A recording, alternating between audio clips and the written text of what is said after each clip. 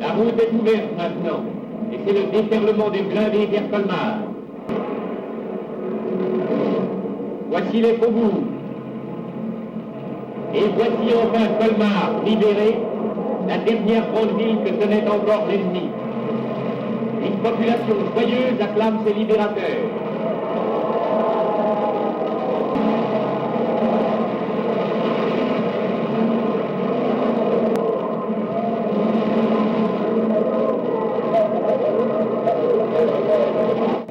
Le 2 février 1945, quand Colmar a été libéré, j'avais 6 ans et demi et j'habitais boulevard du Champ de Mars à Colmar.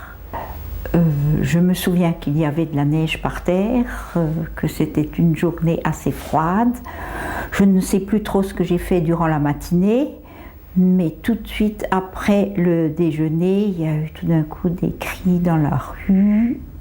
Ils arrivent, et avec mes parents, nous nous sommes précipités au coin de la rue Stanislas et de la rue Kléber pour voir arriver c'était des chars. Moi, je me souviens d'énormes engins. Pour moi, une petite fille de 6 ans et demi, c'était des engins énormes.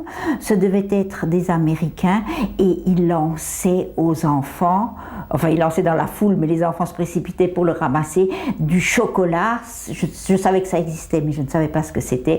Et puis, ce qui devait être des bonbons ou du chewing-gum. Alors ça, je me souviens surtout de ces Américains qui, du haut de leur char, lançaient ça aux enfants.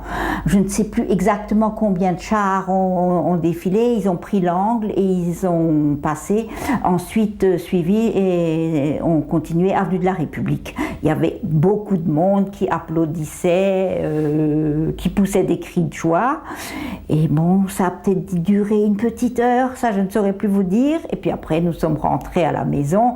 Mais comme on était boulevard du Champ de Mars, on avait une vue et sur le Champ de Mars et sur l'avenue de la République. Donc on voyait encore défiler des hommes à pied, des jeeps, des véhicules de toutes sortes. Et je pense que ça a duré une partie de l'après-midi de ce 2 février 45.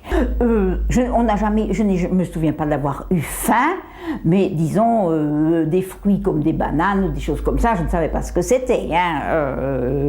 Bon. Et puis alors pour les enfants, on avait droit, les parents avaient du pain noir, les enfants avaient du droit à un petit peu de pain blanc, et moi j'aimais bien le pain noir aussi, je ne trouvais pas ça trop désagréable. Et puis alors mon père me disait toujours, oui, on a du lait, mais il est baptisé. Alors je dis, mais qu'est-ce que c'est du lait? On ne peut pas baptiser du lait. Mais il dit, mais si on rajoute de l'eau dedans. Bon, donc ce sont des petits détails, mais disons plutôt amusants. Bon, sauf quand il y avait quelques bombardements, là, en journée, là, je me souviens avoir eu peur parfois. Donc on descendait à la cave que quand ça faisait vraiment énormément de grabuge en haut et qu'il fallait se réfugier.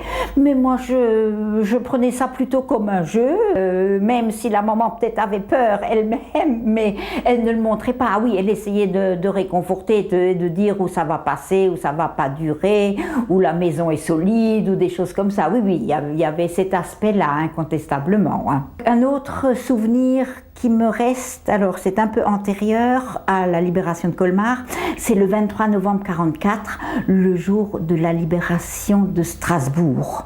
Et là, j'étais assise à la fenêtre en train de dessiner et le bruit a dû courir parmi les femmes d'officiers ou de fonctionnaires allemands que Strasbourg était libéré.